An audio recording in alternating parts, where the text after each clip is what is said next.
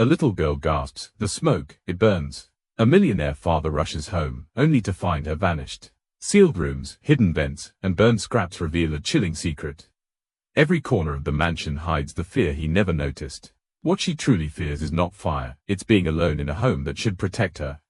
The house had its own rhythm, one Everett had grown accustomed to. He could usually tell when something was out of place. Tonight, the stillness pressed against him differently, as if the atmosphere itself held a tremor. His eyes traveled across the pristine space, polished hardwood floors, sleek architectural lines, soft recessed lights glowing along the hallway ceiling. Everything looked normal, and yet the faint scent of something burned lingered in the air, so thin he wondered at first if he imagined it. But the subtle sting at the back of his throat confirmed it was real. He walked further into the house, loosening the tension in his shoulders as he listened for anything unusual.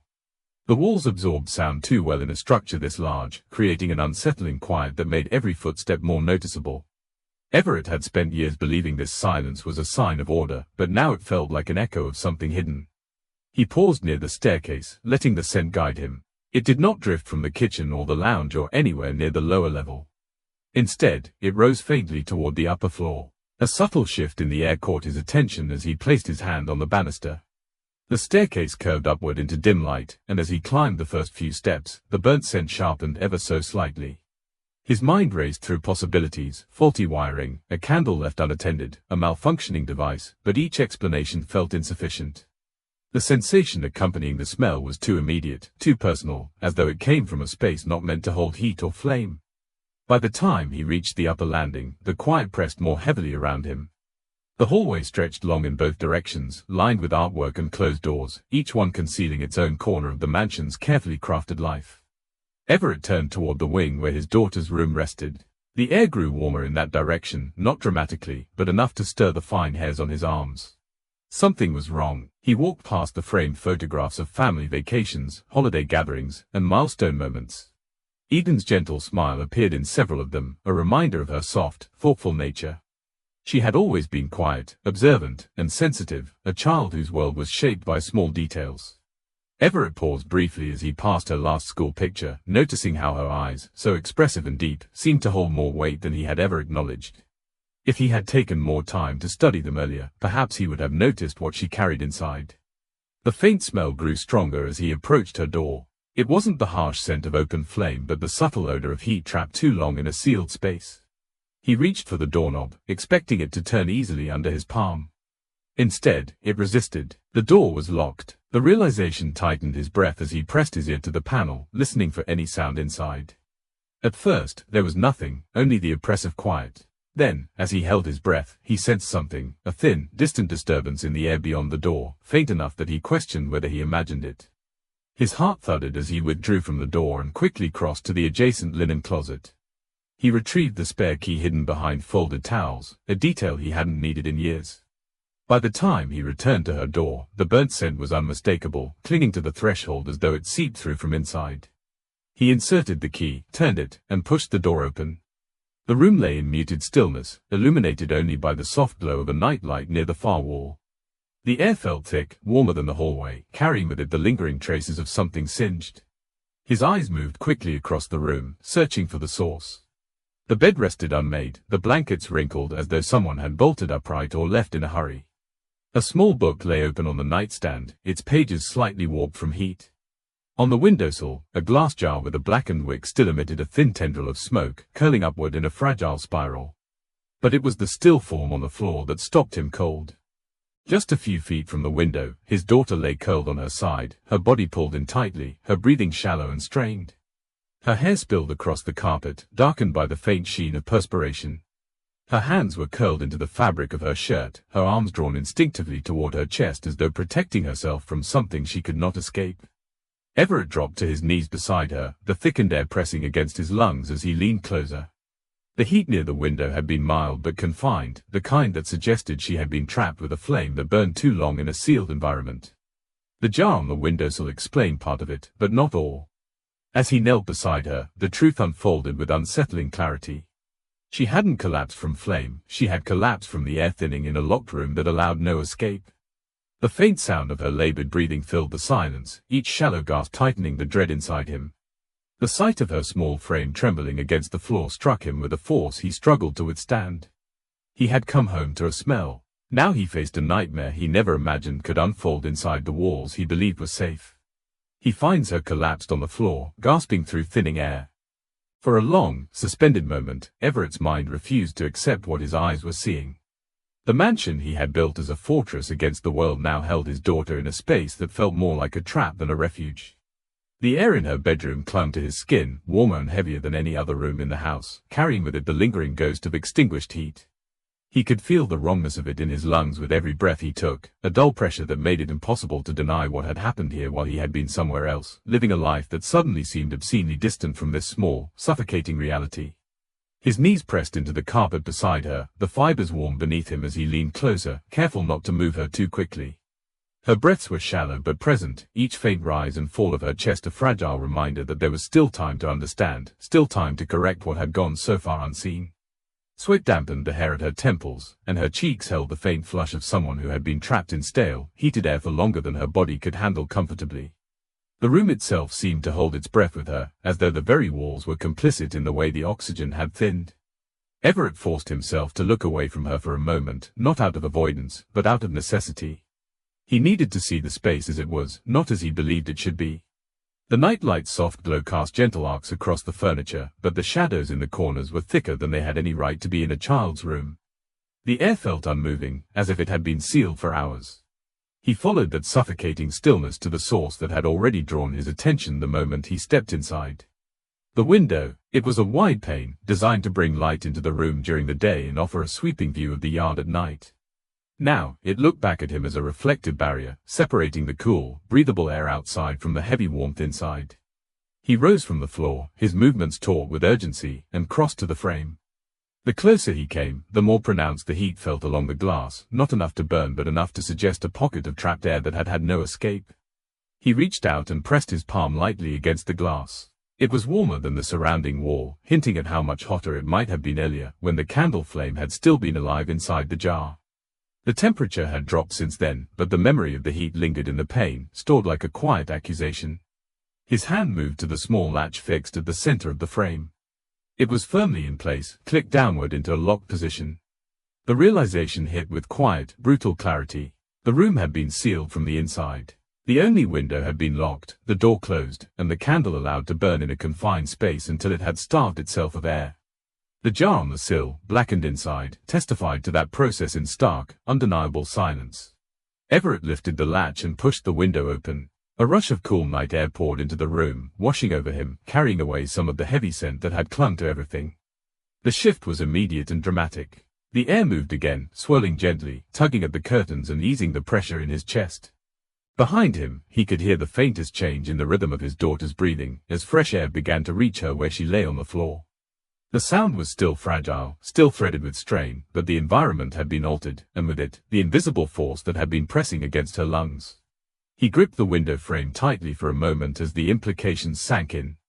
This was not a random accident rooted only in a careless flame. The room had become a sealed container, and that had amplified every risk. His mind reached back through recent weeks, searching for moments that could explain this configuration. He remembered walking past her room on nights when a faint line of light glowed beneath the door. He had assumed she was reading, maybe drawing, maybe simply taking longer to fall asleep. It had never occurred to him that she might lock her own door, close her own window, and sit in a space where the air did not move. He had not considered that she might prefer a sealed world, however dangerous, to one that felt too open, too uncertain, too empty of presence. Everett drew his attention back to the sill. Now that the window was open, the night air drifted in and shifted the faint layer of residue that coated the paint. He noticed subtle details that had gone unseen at first glance. Above the jar, along the lower frame, there were faint gray smudges, darker than dust and irregular in shape. They were not from the fire itself, not directly. They looked like something, or someone, had smeared soot along the edge while reaching up or out. He leaned in closer, squinting in the dim light as he traced the marks with his eyes.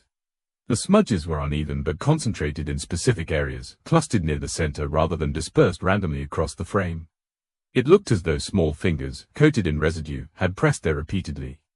The thought made his stomach twist. Eden had been close to this window while the room sealed around her, close enough to leave visible signs of contact along the sill. His gaze drifted downward to the glass jar again. The wick at its center lay black and crumpled, surrounded by cooled wax that had hardened into uneven slopes along the bottom. The soot streaking the inside of the glass suggested a flame that had burned higher than normal, perhaps flaring upward when the oxygen became scarce. The jar had likely turned hotter and darker as the air thinned, growing more dangerous in a room where nothing could circulate. He imagined her standing here, small and unsteady, watching the flame with a mixture of fascination and fear, not fully understanding why the air felt heavier, why her chest grew tight, why her eyes stung. Perhaps she had lit it to feel less alone, to create a small world of warmth in a space that felt too vast in its quiet. Perhaps she had tried to blow it out and found the flame stubborn, clinging to its last breath as the room did the same. Whatever her intention, the outcome had been the same. The air had turned against her. Everett straightened and scanned the sill once more. The soot marks did not end at the latch. They extended slightly past it, trailing off toward the right edge as if a small hand had reached further along, searching for something, someone, or some way to ease the weight building in the room. The pattern did not resemble random contact. It looked deliberate, purposeful, like a silent message etched in residue rather than ink. He felt the urgency return, sharper now, as he realized the locked window was not the only anomaly. There were more marks, subtle, uneven, and distinctly out of place, embedded in the soot clinging to the sill, hints that another presence had stood here before he arrived, close enough to leave traces and yet far enough to remain unseen. The open window allowed fresh night air to slip through the room in gentle waves, slowly erasing the stiffness that had clung to the space moments before. Everett stood beside the sill for a long, heavy breath, letting the cooler air settle over him as he forced his thoughts to align. The soot marks lingered in his mind like quiet accusations. They weren't random, weren't accidental, and weren't the product of heat alone. They were signs of movement, of presence, of intention. His daughter had interacted with this window, with the jar, with the sealed confines of her room, in ways he had never anticipated. And beneath the soot and silence lay a truth he had not yet unraveled. The candle jar, blackened and scorched, rested at the center of it all. He lowered himself toward the sill again, studying the jar with the focus of someone examining the last remaining clue in a puzzle he had unknowingly ignored for too long. The glass was thick, its surface smudged, its interior coated with soot in swirling streaks that suggested the flame inside had fought for oxygen before dying out. The wax at the bottom had hardened unevenly, creating ridges where liquid had pooled during the final moments of heat. The wick had curled into a crooked, blackened thread that looked frail enough to crumble if touched. The jar didn't belong in a child's room, not for this purpose, not in this condition, not amid the suffocating warmth that had filled the air. Everett reached toward it, not to pick it up, but to observe the way the residual heat seemed trapped within the glass. It gave off no significant warmth now, yet the memory of what it had once emitted clung to it like an invisible aura. This was not a candle that had served its simple decorative purpose. It had burned too high, too long, too desperately. Something about it felt purposeful. As his eyes trailed over the soot-stained glass, a realization pressed into him with unwavering clarity. She had used the flame not for comfort, but to send a signal, a silent plea he had not been present to receive. The thought threaded through him with a terrible weight. Children often expressed distress in subtle, unconventional ways, especially when they felt unheard.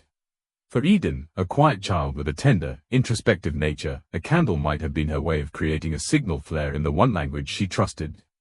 The flame, the heat, the smoke, they were not meant to harm. They were attempts to be noticed in a world that grew too silent around her. It struck him with a depth that unsettled his chest. She had tried to reach out, not with words, but with the only tool she believed would draw attention. As he turned from the window to take in the rest of the room, he noticed details he had missed in the first sweep. The soft gray dust near the baseboard on the opposite wall looked disturbed, its fine layer brushed aside in uneven arcs.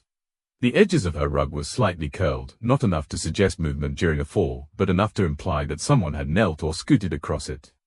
The faint tracks were subtle but present, evidence of her movements as the air grew heavy and the heat settled.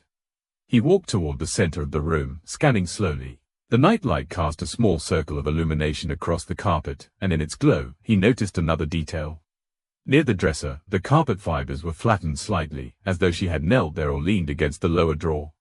His pulse quickened. Children sought corners not out of convenience, but out of instinct.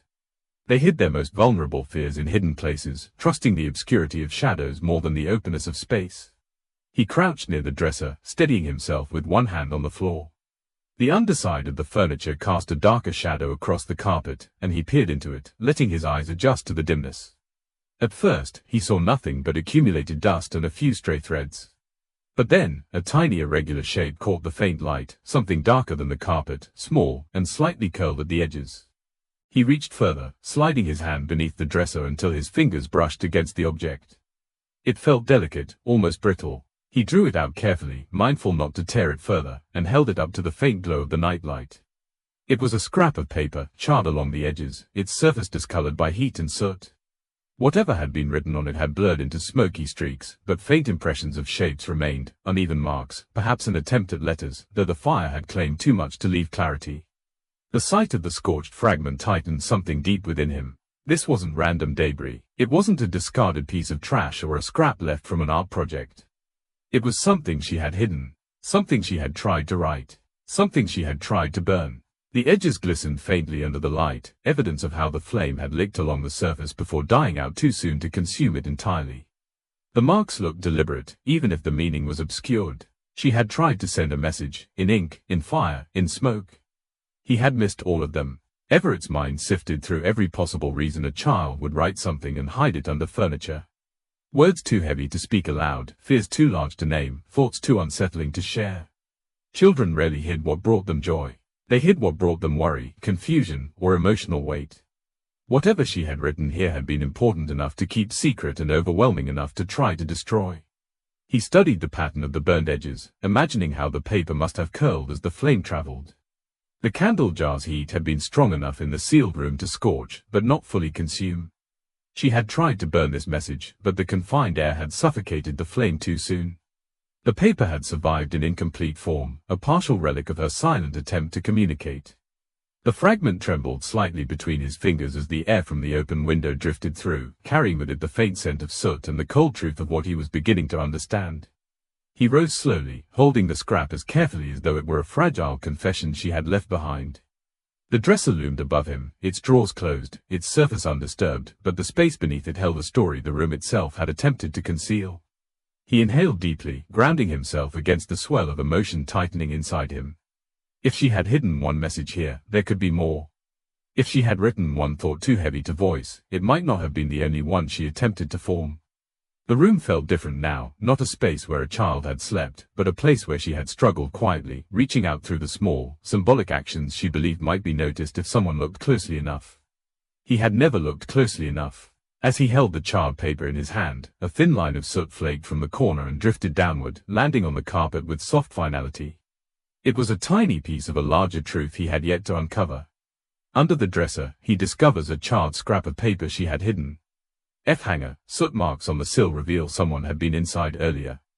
The charred scrap of paper trembled slightly in Everett's hand as he rose from the floor, the blackened edges shedding faint dust that drifted down like quiet reminders of everything he had failed to notice. The room around him no longer resembled a simple bedroom. It felt transformed into a silent archive of moments he had overlooked, small signs imprinted in soot, heat, and the fragile movements of a child who had been trying to speak without sound. The faint warmth in the air still lingered, but it was the weight of memory pressing into him now, not the heat trapped by a sealed window. Each corner of the room seemed to whisper a truth he had refused to hear, truths his daughter had lived with far longer than he understood. He stood there, holding the paper, and allowed his mind to drift back through the countless nights when he had arrived home too late to kiss her goodnight, too distracted to peek into her room, too tired to notice if the door was cracked open or gently shut. Those evenings had always blended into one another, quick dinners eaten in silence, brief check-ins, promises that he would make more time tomorrow. Tomorrow had never come. His career, with its relentless demands, had swallowed the evenings whole. The house, vast and perfectly kept, had swallowed the silence. And Eden, small and soft-spoken, had swallowed her fears. The memories came without invitation. He saw himself walking past her door, hearing faint movement inside, but choosing not to disturb her. He remembered the mornings when she seemed unusually tired, the subtle shadows beneath her eyes, the moments when she lingered in hallways as though wanting to say something, then retreating when he brushed past with a rushed apology. He had framed her quietness as independence, her sensitivity as shyness, her silence as contentment. Now, standing in the charged air of her bedroom, he saw the truth more clearly. She had been asking for him in ways he never learned to interpret. The burn marks on the sill, the sealed room, the hidden scrap, they formed a story he had never paused long enough to hear. She had created signals in the only language she believed wouldn't burden anyone. A flicker of heat to replace a missing warm presence. A scrap of paper carrying thoughts too heavy for words she hadn't found. The more he let the fragments settle, the more unbearable the reality became. She had been building a quiet world of coping, one that existed beneath his radar because he had been looking outward when he needed to be looking inward. Everett turned slowly, examining the room with a sharper lens now that the weight of memory had shifted the narrative. The nightlight glowed softly in the corner, casting shadows that stretched longer than they should have. The dresser, bed frame, and bookshelves looked normal at a glance, but each piece revealed subtle disturbances when observed closely. The floor near the bed bore faint indentations, as though she had spent extended periods kneeling or sitting there rather than lying comfortably in her blankets. The lower shelves of her bookcase had books pulled slightly forward, a sign of searching, perhaps for stories that felt safer than reality. Small things, quiet things, easily ignored things. He moved slowly toward the opposite wall, letting his hand hover near the baseboard. The air here felt cooler, yet still carried the faint edge of stale warmth that had accumulated before he opened the window. He knelt, dragging his hand lightly across the carpet not to find debris but to follow sensation. It was then he noticed another anomaly, a thin film of dust that looked disturbed around the vent near the floor. Not a chaotic disturbance, but one with shape and intention. He leaned closer. The vent cover itself looked normal from a distance, its metallic slats catching the dim light with a dull sheen. But as he shifted nearer, a subtle irregularity emerged. One corner of the vent had a faint smudge, darker than the surrounding metal, as though small fingers had brushed it. He reached for the cover, expecting the usual slight looseness that came with routine airflow. Instead, the vent felt oddly rigid, unmoving beneath his touch. Confused, he wrapped his fingers around the edge and pulled lightly. It didn't budge. He adjusted his grip and applied more pressure. Still nothing. The vent was held in place more firmly than any other in the house. He pressed his ear closer and noticed the faintest rustle of air behind it, muted, struggling, impeded.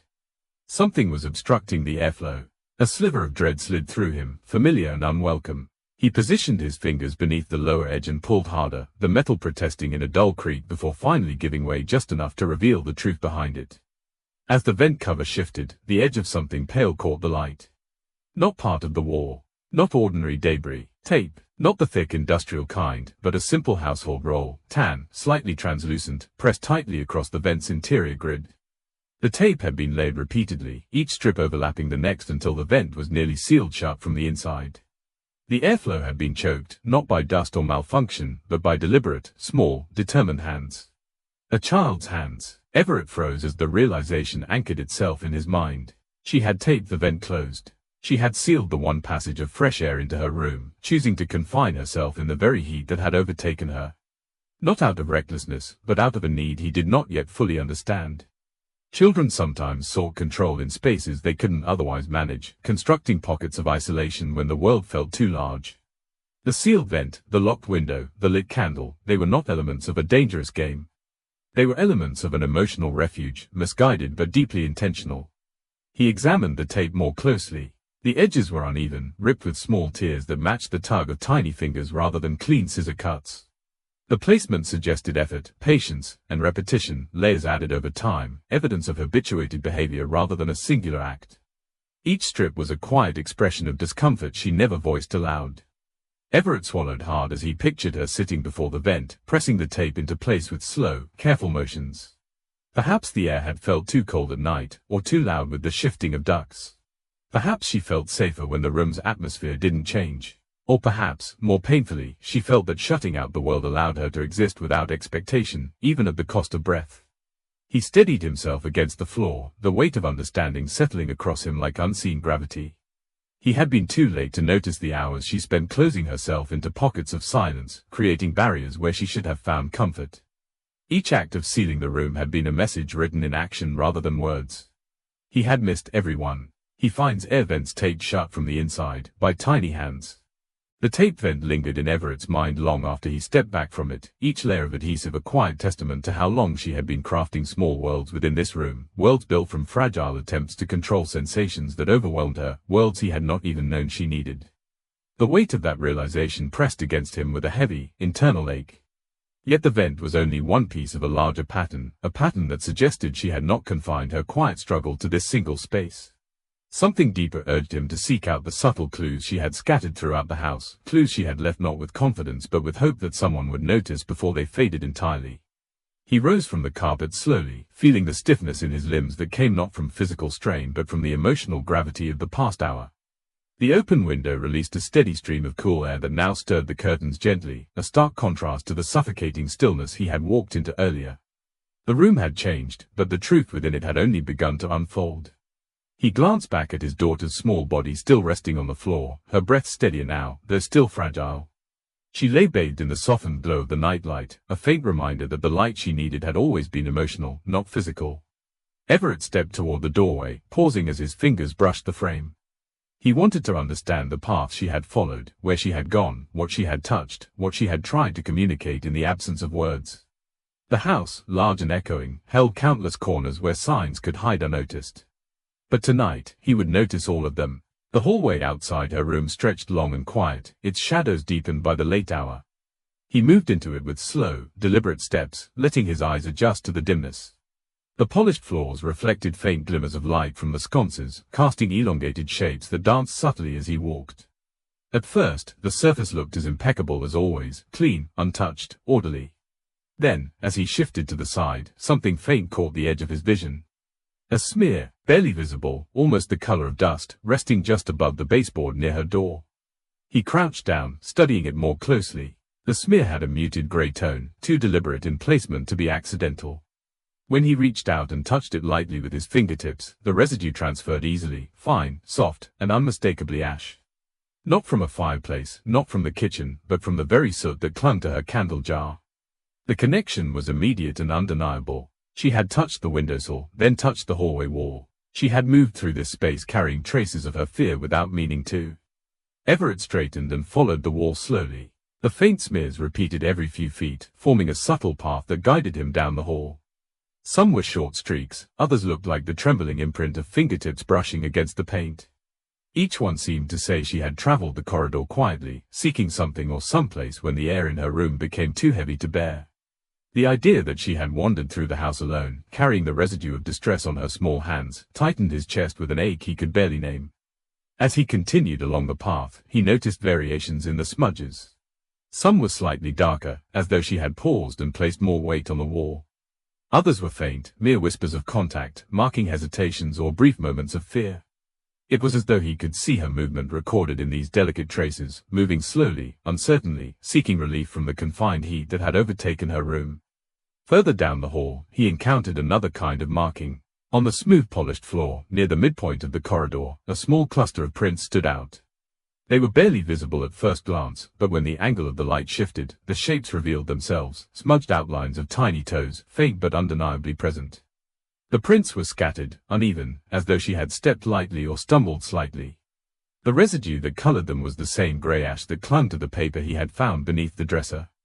The sight of those prints stirred something deep within him. These were her movements captured in momentary imprints, fragile and fleeting, yet preserved in the quiet of the house. They formed a path that allowed him to walk behind her without fear of losing the trail. He followed them, mindful not to disturb their shape, and as he moved, he noticed how they traveled not in a straight line but in subtle arcs. She had wandered with uncertainty, her steps guiding her by instinct rather than purpose. The trail led him farther down the corridor, past the framed family photographs that now seemed to watch him with muted judgment.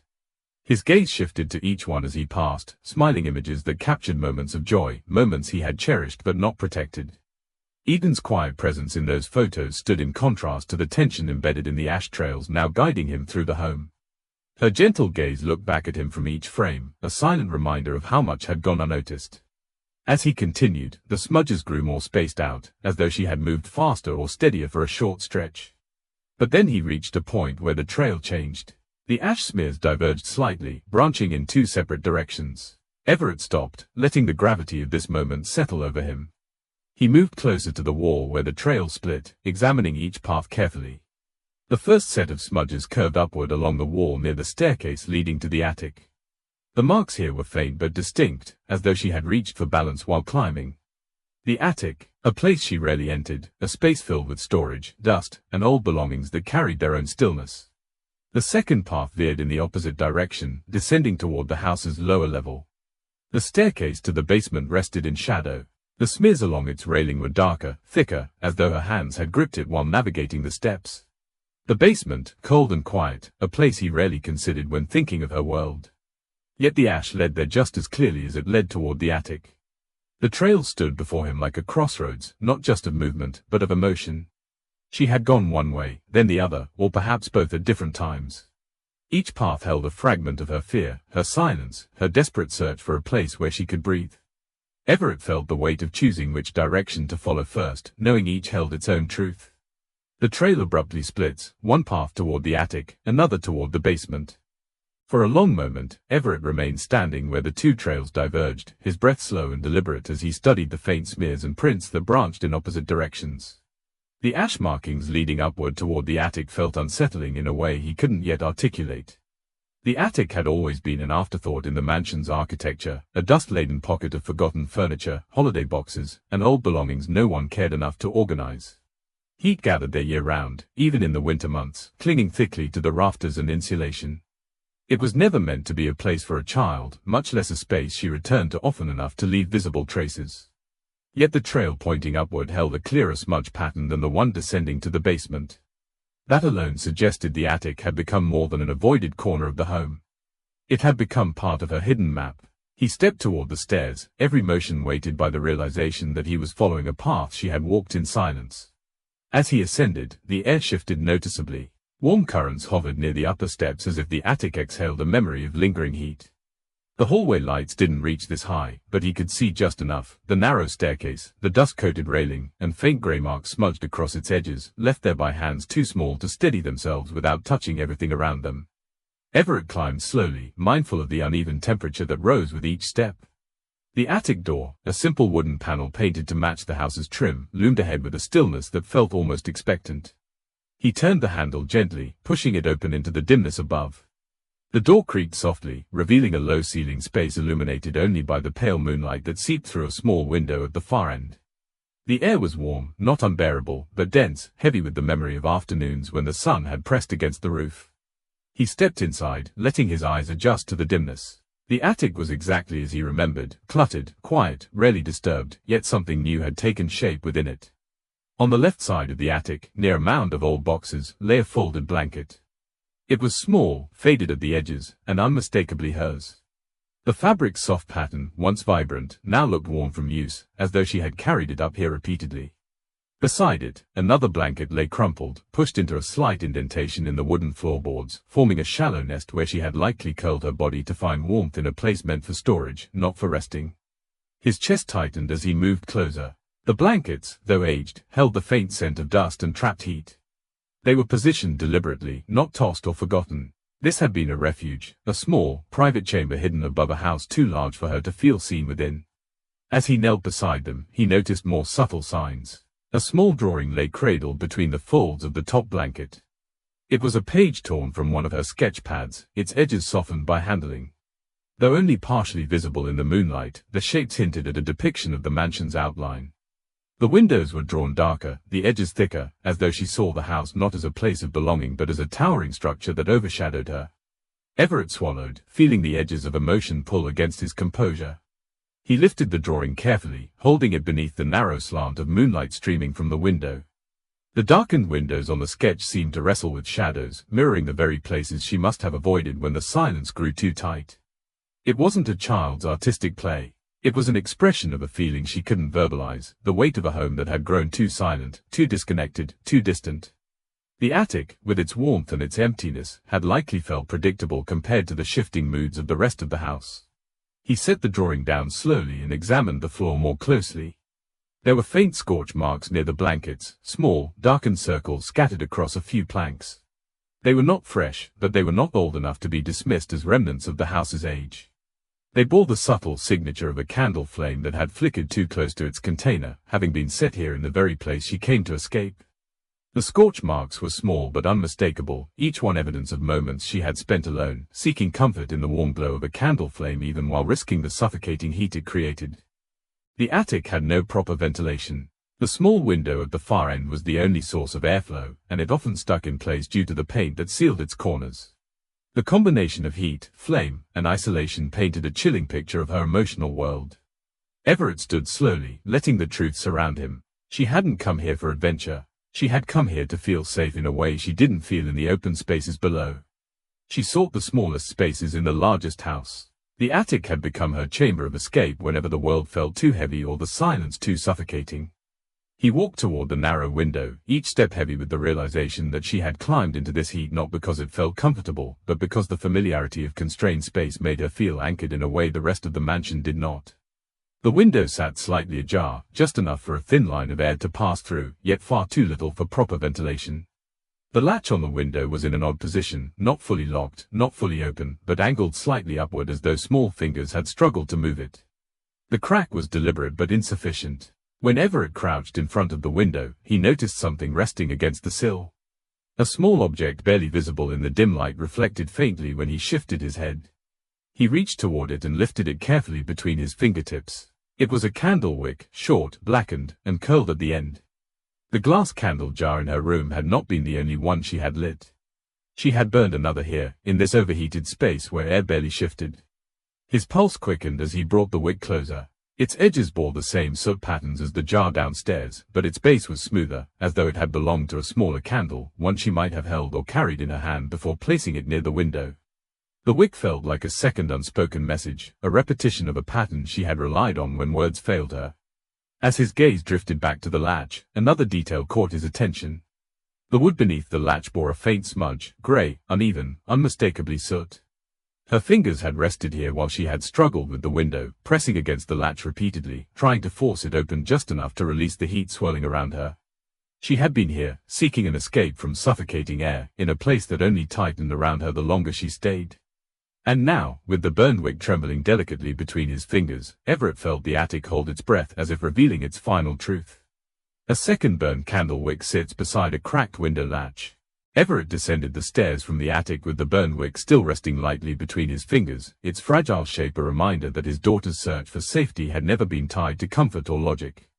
She had gone where her emotions pulled her, toward the attic's stifling quiet, toward the sealed bedroom heat, toward corners that hid her from the vastness of a house that rarely held more than echoes.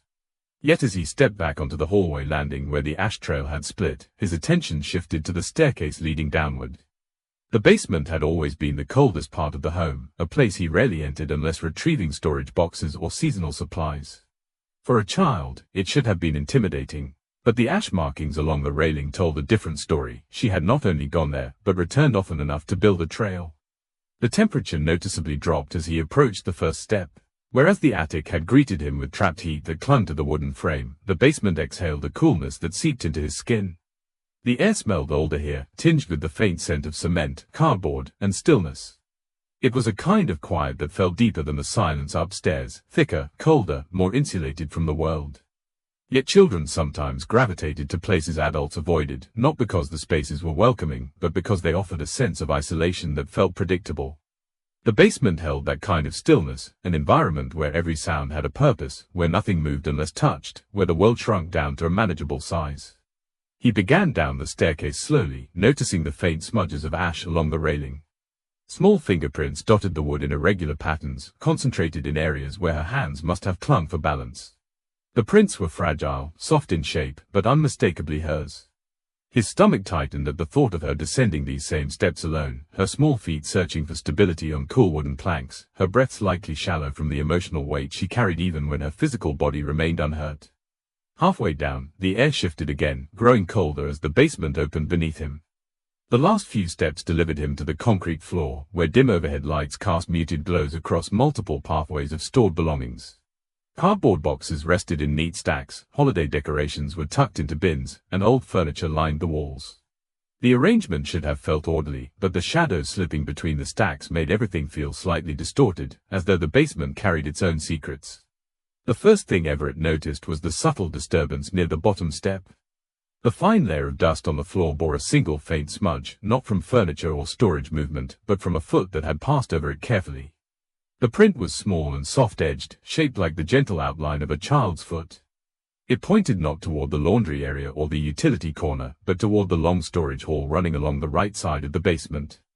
He approached slowly, letting his senses adjust to the chilled air. The storage hall had always seemed narrow, with shelves on both sides reaching upward to hold old picture frames, mismatched boxes, forgotten appliances, and items saved only because he hadn't bothered to discard them. The air in this hall felt different, colder, denser, quieter. It was the kind of place that could overwhelm a child if entered suddenly. Yet the small footprints told a story of familiarity, of repeated steps made with caution rather than fear. Everett followed the initial print, noticing a second one a few feet ahead. This one was more distinct, the toes pressing slightly deeper into the dust as though she had paused or shifted her weight. He leaned down to examine it more closely. The coolness of the concrete floor seeped through his pant leg as he crouched, reminding him how easily this part of the house could chill skin. Yet she had come here repeatedly, choosing this cold environment over the vast emptiness upstairs. He rose carefully and continued down the hall. The shelves lining each side seemed to close in around him, the shadows shifting slightly as he moved. The faint hum of the house's water system echoed from somewhere deeper in the basement, but otherwise, the silence was complete. As he moved farther in, he began to see subtle disturbances beyond the footprints. A cardboard box near the left wall had a smudge of grey ash along its corner. A narrow strip of dust had been brushed aside near the base of a metal shelving unit, marking where something small had slid or pressed against it. A thin fabric fiber, pink, delicate, and likely from her clothing, clung to a rough wooden crate. The deeper he walked into the hall, the more the space transformed from simple storage to a quiet refuge she had used to escape the overwhelm of a house she didn't know how to navigate emotionally. The basement, with its narrow confines and lowered ceiling, offered a kind of containment she could not find upstairs. It shrank the world down to just a few feet, creating a buffer against the empty spaces that swallowed her voice elsewhere. Everett felt his heart strain as he passed each shelf, seeing evidence of her presence in every subtle disturbance. She had come here seeking control, predictability, and stillness, things she could not find in rooms filled with expectations and unspoken distance. In this narrow hall, with its steady temperature and its complete silence, she must have felt held by the world rather than lost within it. He paused near the far end of the hall, letting the weight of the space settle around him. The air was cooler here than anywhere else, brushing lightly against his skin in slow, constant waves.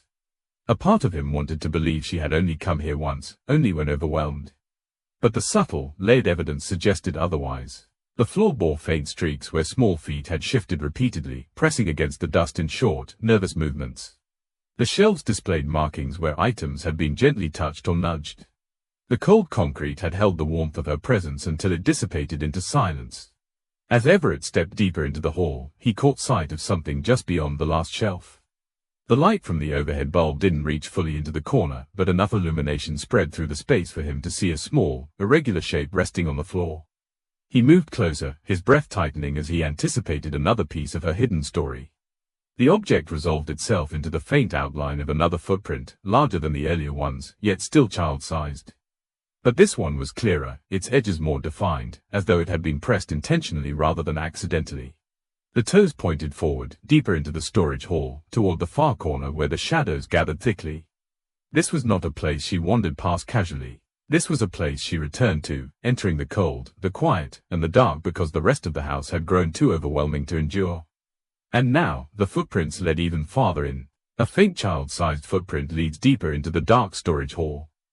The deep corner of the basement seemed to breathe differently than the rest of the house.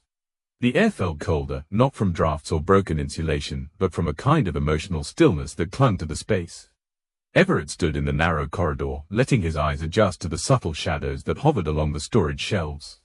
The faint print he had discovered at the far end of the hall felt like a portal into another layer of understanding, another quiet revelation of what she endured, unseen. The trail leading here was not chaotic or accidental, it was marked with intent, with fragile steps that suggested this was a place she returned to repeatedly when seeking sanctuary from the vastness above. He moved forward slowly, each footstep echoing in the long, narrow hall. The shelves lining the walls seemed to grow taller around him, their darkened contents forming a kind of protective barrier. The dust thickened along the floor, disturbed only by the small, soft-edged prints that guided him. Their pattern changed subtly as he progressed, not just forward movement, but small circles and irregular arcs where she had paced, shifted, or settled briefly before moving on again. He could picture her small body navigating this space, treating it as a safe zone where she could exist without the pressure of being noticed. The realization added another weight to the growing ache inside him. The hall grew denser the deeper he went, the objects on the shelves aging with each step.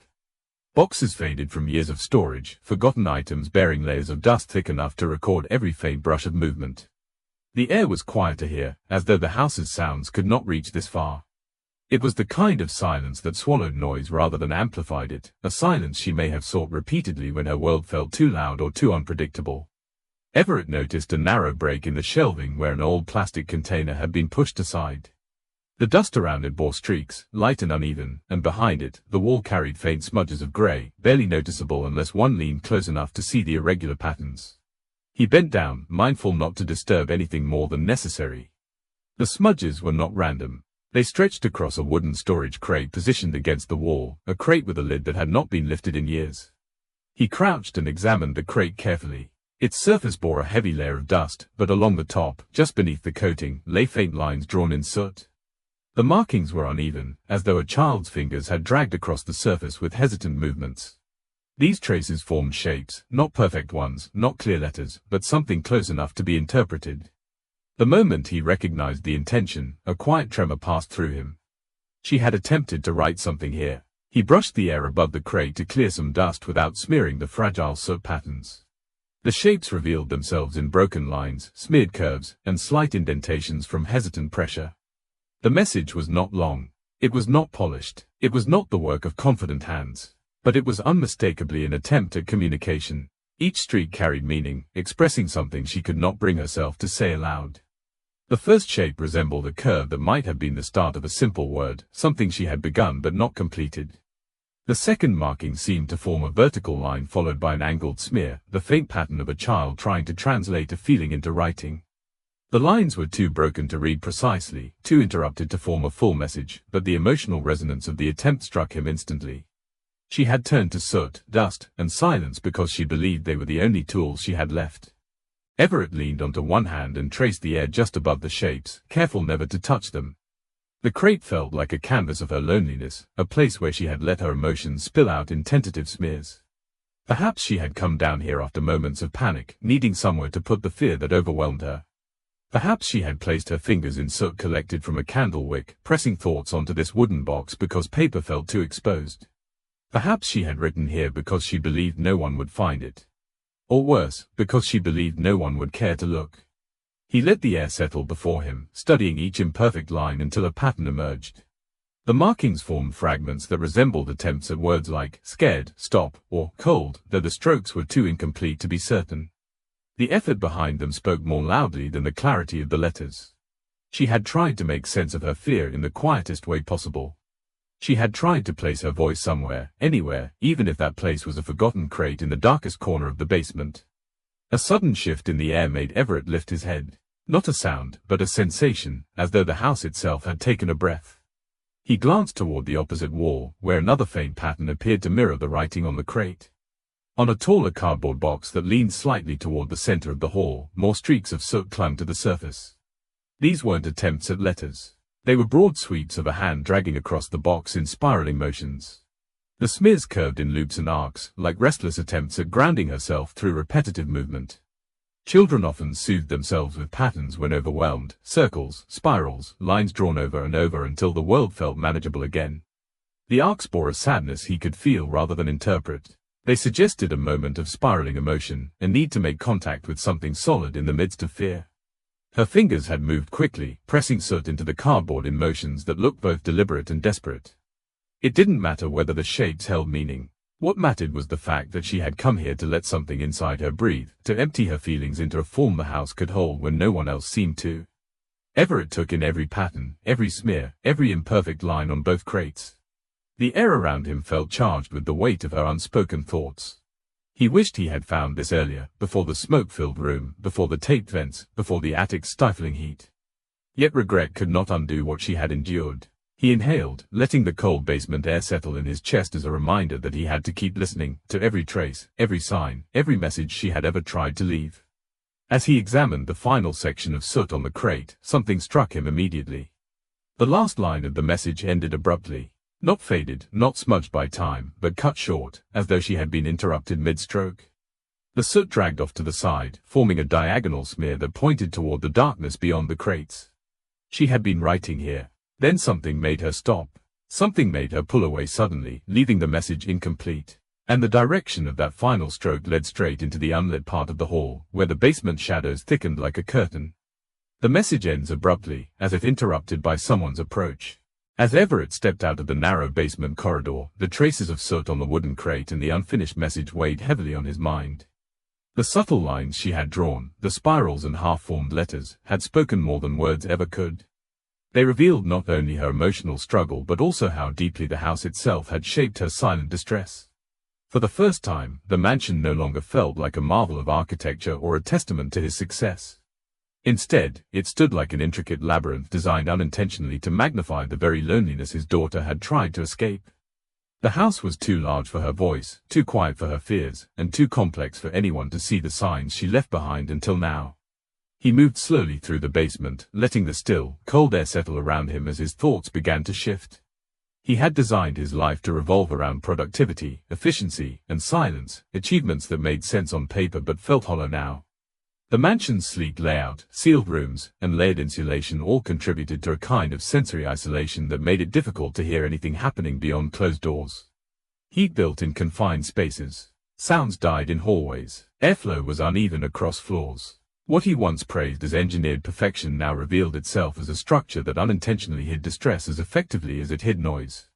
The more he studied the house's architecture in his mind, the more disturbing the pattern became. The attic trapped heat because of old insulation and a single window sealed too tightly by layers of paint. The vents in the hallway diverted air inconsistently depending on which rooms were occupied. The bedrooms, especially Eden's, were positioned in corners where airflow dipped in the late hours of the night. The house was a maze of beautiful angles and aesthetic choices, yet beneath its polished facade, it was suffocating in ways he had never noticed. The silence that once signaled peace now felt like a barrier that prevented him from hearing her unspoken cries. When he reached the top of the basement stairs, he paused with one hand on the railing. His eyes scanned the hallway ahead, once again noticing how the floors absorbed sound and how the walls muted even the smallest shift. Every corner seemed to swallow evidence. Every surface presented a polished illusion. That realization reshaped the way he perceived the faint smudges of soot and the subtle traces of her presence. The signs weren't small because she made them small, they were small because the house made everything small unless someone looked closely enough to see otherwise. Everett moved back toward her bedroom hallway with newfound urgency, not rushing from panic but from clarity.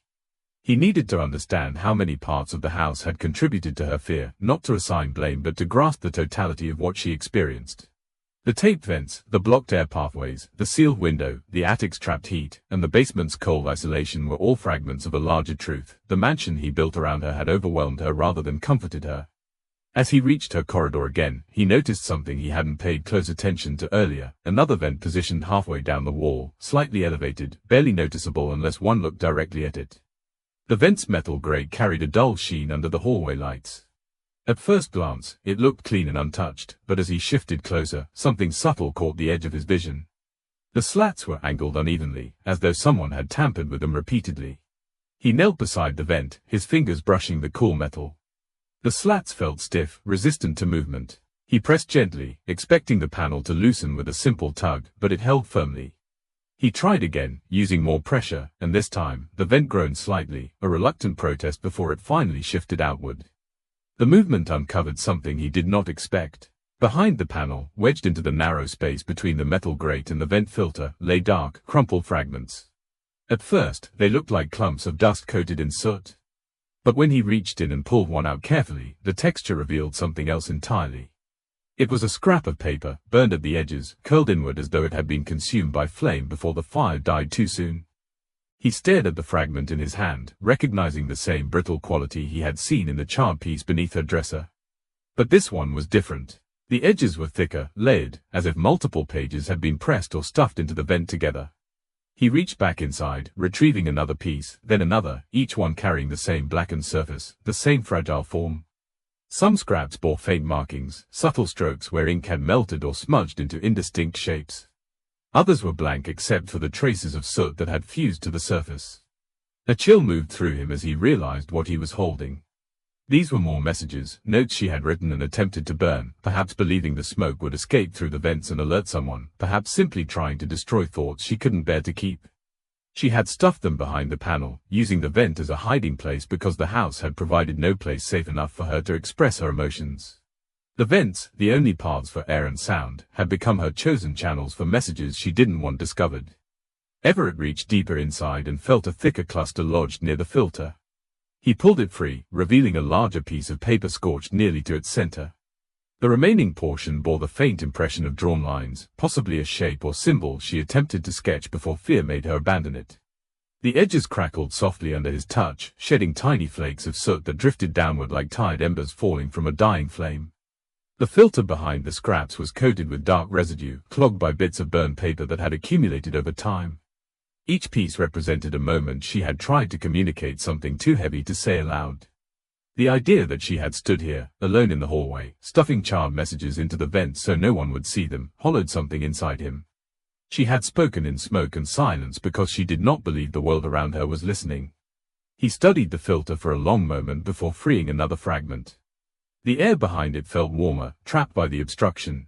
The house, with its complex system of vents and sealed passages, had absorbed her distress without offering relief.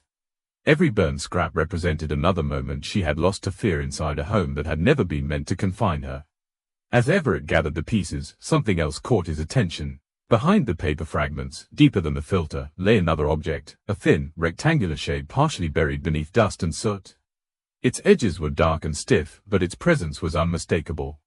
He reached in carefully, gripping it between his fingers and pulling gently until it emerged fully into the light. His breath stilled. It wasn't paper, it was something more deliberate, something she had placed there with intention. Behind a panel, he finds a vent filter stuffed with burned paper scraps. The burned scraps in Everett's hands felt less like objects and more like fragments of a language he should have learned long ago. Each curled edge, each soot-stained surface, each melted trace of ink carried the weight of emotions his daughter had been unable to put into spoken form. The house, with its sealed windows, obstructed vents, and suffocating stillness, had absorbed every silent cry until they turned into smoke and ash. Those two words that had haunted him, words he had once associated only with fire, now revealed a deeper, more tragic meaning. It was not the flame she feared. It was the slow, invisible burn of air growing thin and hope growing weaker. He let his gaze drift along the hallway, no longer seeing polished floors and clean lines, but seeing all the ways the environment had betrayed her. The mansion's design, impressive on paper and admired by strangers, had created small pockets where air stalled and heat lingered. Her room had been one such pocket. The attic had been another.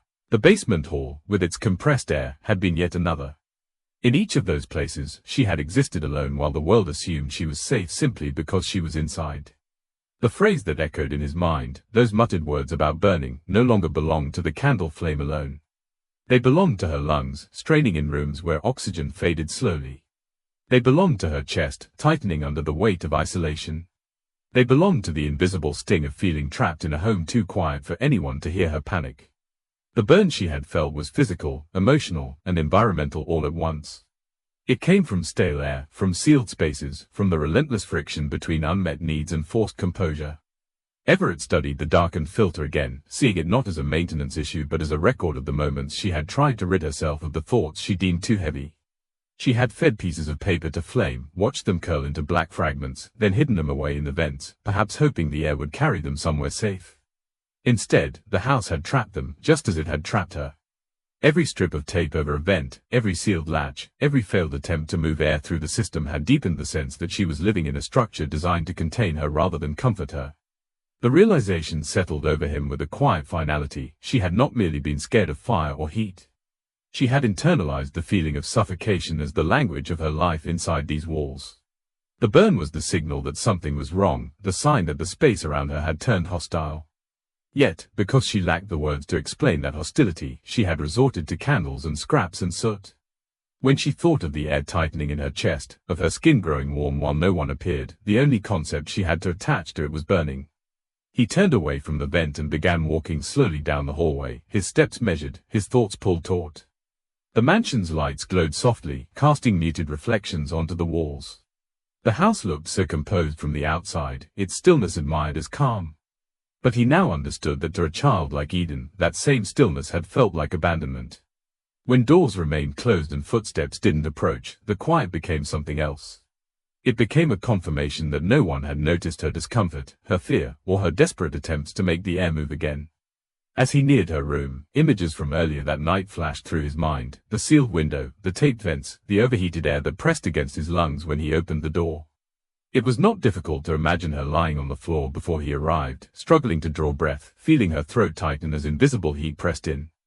In that moment, the phrase that had once seemed so simple, those few words about burning, must have embodied everything she felt but could not fully understand. It was the label she attached to suffocation, isolation, and the creeping terror of realizing no one had opened the door yet. He paused outside her room, his hand resting lightly on the frame. The door now stood ajar, a narrow gap letting fresh air spill out into the hallway. The scent of smoke had almost entirely faded, replaced by the cooler, cleaner night air flowing from the open window. The atmosphere felt lighter than before, but the emotional weight remained. He had left her there on the floor while he searched for answers in other parts of the house, following traces of her distress like breadcrumbs she never meant to leave for him. The question now pressing into him was whether those answers had come too late. The connection between all those scattered details converged in his mind. Her world hadn't been defined by flames or open threats. It had been defined by creeping, intangible discomfort, by air that felt wrong, by rooms that grew too still, by nights when she lay awake feeling heat gather without understanding why. No one had stood over her with harm in mind. No one had shouted. The danger had been quieter, subtler, woven into the very structure of the life he had chosen for them. She had lived daily with the fear that when things changed, when the room grew warm, when the air felt thin, no one would come until she was no longer able to speak. Everett stepped inside her room, expecting to see what he had left behind, her small body on the floor near the window, the nightlight casting its gentle glow over her still form. But as he crossed the doorway and allowed his gaze to sweep the room, a jolt of disorientation cut through him. The blanket on the floor was empty. The space where she had lain, where he had watched her chest rise and fall with shallow breaths, was vacant.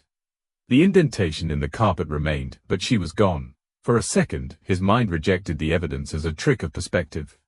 He scanned the area nearer the bed, the corner by the dresser, the space near the bookshelf. Nothing. The window remained open, the curtains drifting lazily in the night breeze. The glass jar still sat on the sill, its blackened wick cold. The taped vent remained disturbed from where he had pried it loose. Every sign of what had happened to her body was there, except for the body itself. His heartbeat quickened as he took another step forward, his eyes now searching every corner with sharpened urgency. It was possible she had woken while he was in the basement, perhaps disoriented, perhaps seeking another pocket of safety now that the environment had changed. It was possible she had moved on instinct, drawn to another small space where she believed she could breathe easier. Yet the idea that she had slipped away unnoticed again, even after everything he had uncovered, sent a cold tremor through him. He crossed to the far side of the bed and looked behind it. The floor was clear. He glanced toward the closet door. It stood slightly ajar, but there were no shadows within that resembled her form. The rug near the nightstand bore no new imprints. The room, once stifling and dangerous, now felt open and breathable. But in that openness, she had disappeared. The silence pressed against his ears once more, not as absence but as warning. The house, with all its hidden corners and narrow passages, still held more places for her to vanish into. He had learned what her words meant, what her fear truly was. But now, as he stood in the room where she should have been, a new realization took hold. Understanding her fear was only the beginning. Finding her again, before the house swallowed her presence a second time, had become the next urgent task. He discovers she is no longer on the floor where he left her. The room's emptiness pressed into Everett with a chilling finality, as though the walls themselves were warning him that she had slipped back into the quiet spaces where she felt safest. The indentation on the carpet where she had lain moments before felt like a haunting echo, a reminder that she had been right here, within reach, within sight, within breath, and yet fear had drawn her away once more. The fresh air flowing through the window made the space livable again, almost gentle, almost warm, but that gentleness meant nothing without her presence in it. Her disappearance felt like the house reclaiming her, pulling her into its maze of hidden pockets and still corners, places she had relied on long before he began piecing together what those spaces actually meant. Everett stepped deeper into the room, scanning for any new disturbance she might have left behind in the moments he'd been gone. The blankets lay untouched. The nightlight cast the same soft glow. The soot-stained window frame remained unchanged. But something subtle lingered in the air, an uneasy shift in atmosphere he couldn't yet trace. He inhaled slowly, letting the quiet settle into his senses. In that stillness, something thin and faint brushed past him. Not a sound at first, but a feeling. The room had begun to warm again, just barely, as though the airflow from the open window was meeting resistance somewhere deeper in the house's ventilation system. He stepped back into the hallway with a steady, purposeful stride, letting his ears adjust to the ambient silence of the mansion. The floorboards beneath him offered no creak, no shift, no hint of her movement. Yet he felt her presence somewhere nearby, as though she left an emotional imprint in the air that his mind was only now learning to interpret. Children moved quietly when afraid. They hid instinctively, pressing themselves into corners where the world narrowed down to manageable shapes. She had done it before, in the attic's warmth, in the basement's cold, in her room's stillness, and she would do it again now. As he walked toward the intersection of the hallway, something at the corner of his vision caught his attention. The dust on the console table near the wall bore a faint disturbance, narrow streaks that curved downward in soft arcs. It wasn't soot this time. The pattern was lighter, more subtle, almost transparent. But the symmetry of the streaks revealed a truth he recognized immediately. Small fingers had brushed here recently. She had passed this way. He moved closer, lowering himself to eye level with the table's surface. The dust had been disturbed gently, the way a child's hand might trail along a surface for balance or reassurance. The streaks were uneven, tapering toward the edge. They were not the markings of hurried panic but of cautious movement. She had walked past here slowly. That knowledge gave him a direction. He followed the faint hints of her movement down the hallway, where the temperature shifted again. A pocket of warmer air drifted past him, subtle but present, the kind that suggested heat from an enclosed space nearby. The mansion's airflow had always been irregular, and now he realized how much that inconsistency mattered. Rising warmth had become her compass. She had used it to navigate where the air felt wrong, where it grew too still, where it felt heavy. It was possible she gravitated toward warmer pockets because they reminded her of the attic's familiar heat, where she had gone to gain control. Or perhaps the warmth acted as a sensory anchor in a house that otherwise felt too cold and too indifferent. He stepped toward the source of the temperature shift, moving down the corridor with slower, more intentional strides. The walls here bore faint scuff marks, barely visible, but noticeable once someone knew where to look. His fingers brushed over one of them, tracing the tiny arc that curved upward. Children rarely left straight lines. Their marks carried emotion in their curves. Eden's were no exception. These arcs suggested she had reached for stability, guiding herself through uncertainty.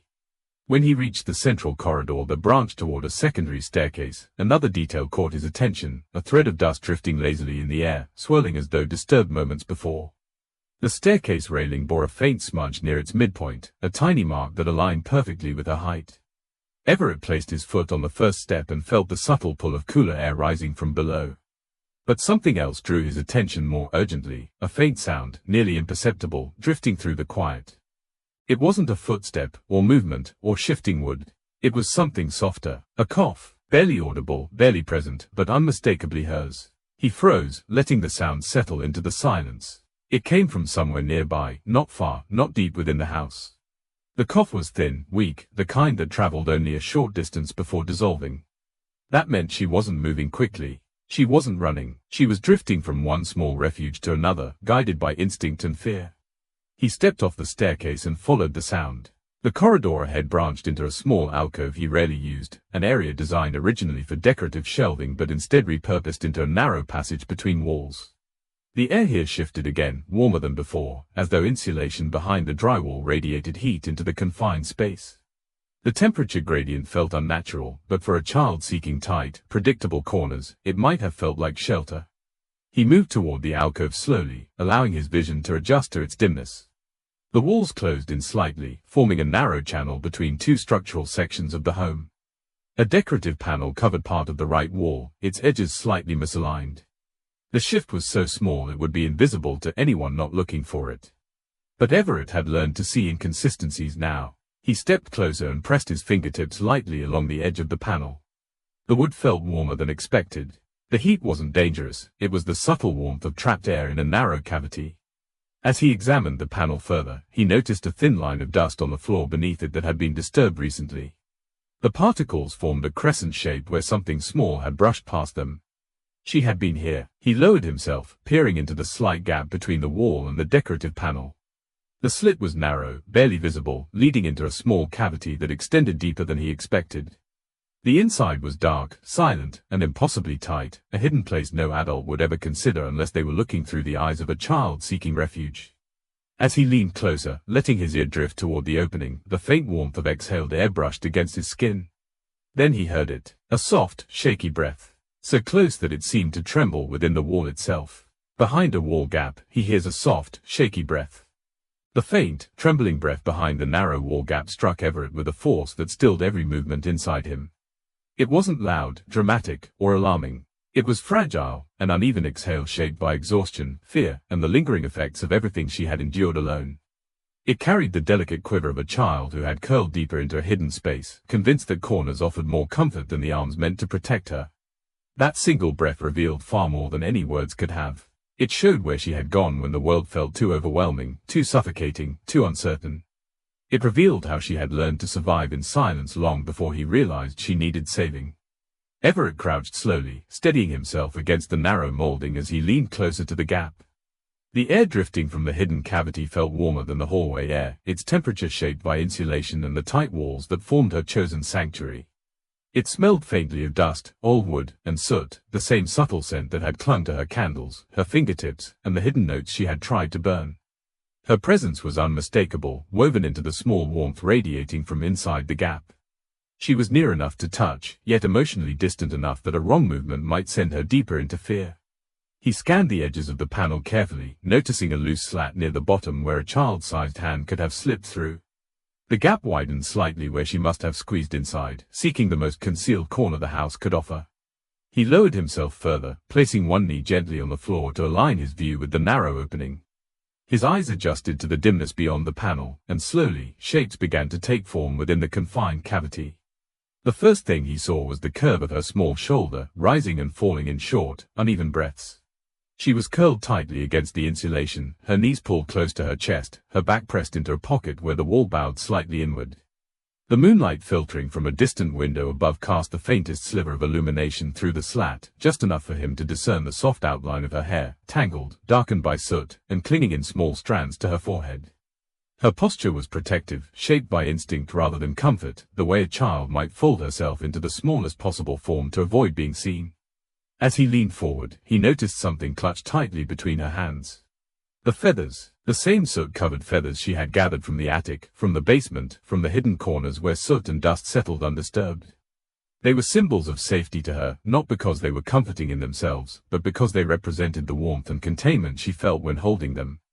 The feathers had become anchors in spaces where she felt lost. Now, they were pressed so tightly against her chest that soot had collected along her fingers, leaving faint streaks across her sleeves. Everett understood with painful clarity that she had not come to this hiding place by accident. She had returned to a pattern she had learned long before tonight, retreating into small, breath-restricted spaces whenever she felt the world grow too big to manage. The attic had been too warm, the basement too cold, her room too still. But this narrow cavity, with its tight walls and controlled warmth, must have felt predictable in a way the rest of the mansion never had. This was not a place she meant to be found. It was a place she believed would shield her from everything she couldn't name. He watched her for several long moments, careful not to disturb the fragile stillness surrounding them. Her breaths remained shallow, but now that the fear of suffocation had eased, they carried a rhythm shaped by emotional exhaustion rather than immediate danger. Her body trembled slightly, not from cold but from the lingering weight of uncertainty about whether she would remain unseen, whether the world outside the cavity would shift again, whether the silence would demand more from her than she could give. Everett placed his hand gently against the floor, steadying himself as he leaned closer. He didn't reach for her yet.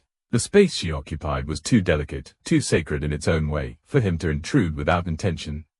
Instead, he allowed his presence to settle near the opening, letting the soft warmth of his breath drift toward her. He wanted her to sense that he was there, not demanding, not rushing, not assuming, but present in a way he hadn't been before. His gaze traveled slowly across the cavity, noticing additional signs of her presence. A small indent in the insulation where she had rested her head. A faint trail of soot along the wall where her fingers had brushed during her attempt to settle. A thin, nearly invisible thread from her pajama sleeve caught on a splintered edge of wood. These details painted a picture of a child who had built a refuge in silence, a place to hide her fear rather than express it. It revealed hours, if not days, of learning how to fold herself into corners small enough to feel manageable. He felt the weight of the entire night settle into his chest, the sealed room, the burned wick, the hidden messages, the attic's heat, the basement's cold, the vents stuffed with scraps, the soot-ridden signs of distress. All of it culminated here, in a narrow cavity that held her like a fragile secret. She had tried to survive discomfort by making herself smaller, quieter, more invisible. He had tried to survive stress by making himself distant, occupied, unapproachable. Their worlds had collided in silence, both shaped by the spaces they retreated into. But only one of them had been forced to retreat because she believed she was unseen. Everett shifted slightly, moving just enough for the light to catch his silhouette against the panel. Her breath, previously steady in its trembling rhythm, hitched for a moment. The small sound pierced him, reminding him how delicate this moment truly was. He knew he needed to speak eventually, not with commands or reassurances she wouldn't believe, but with words shaped by understanding she had never received before. But he also knew that one misguided phrase, one rushed attempt to fix what had fractured, could send her deeper into the emotional shadows she had inhabited for so long. He watched as her fingers tightened around the feathers, pulling them closer to her chest as though bracing for a sudden shift. Her shoulders curled inward, her breath shivering through the quiet gap. She sensed him, but she didn't move toward him. Not yet, not until she understood what his presence meant. The space between them felt impossibly fragile, too small for distance, too large for certainty. Yet Everett knew with absolute clarity that this moment was different from every moment before it. Tonight, he wasn't the father who walked past closed doors or dismissed quiet signs. He wasn't the man who assumed silence meant comfort. Tonight, he had learned her language: scorched paper, sealed vents, hidden corners, and fragile breaths behind narrow walls. He leaned closer, the weight of everything he should have seen gathering behind his next movement. And as he slowly reached his hand toward the edge of the panel, careful, measured, intentional, he realized something he had never faced before. What he said next would determine whether she stepped out of the shadows into trust, or disappeared deeper into fear forever. As he reaches for her, he realizes what he says next will decide whether she trusts him again, or disappears into fear forever. Everett finally reaches his daughter, seeing her curled in a hidden corner, clutching soot-stained feathers as if they were her only lifeline. He realizes that every burned scrap, every sealed vent, every hidden space was her silent call for him to notice. The mansion, built to protect, had trapped her in isolation, but now she knows he is truly present. In that fragile moment, trust teeters between fear and hope. One careful choice, one gentle gesture, and she can step back into safety, or retreat again into the shadows. Every clue she left is a piece of a puzzle. Don't let it go unnoticed. If the story shook you, quietly show someone else the mystery. They need to see it too. Stay close. The next twist could reveal secrets you never expected. Before you step away, answer this: which country are you watching from? It might change how you see it. And remember, your next move could be the one that uncovers what she's been hiding all along.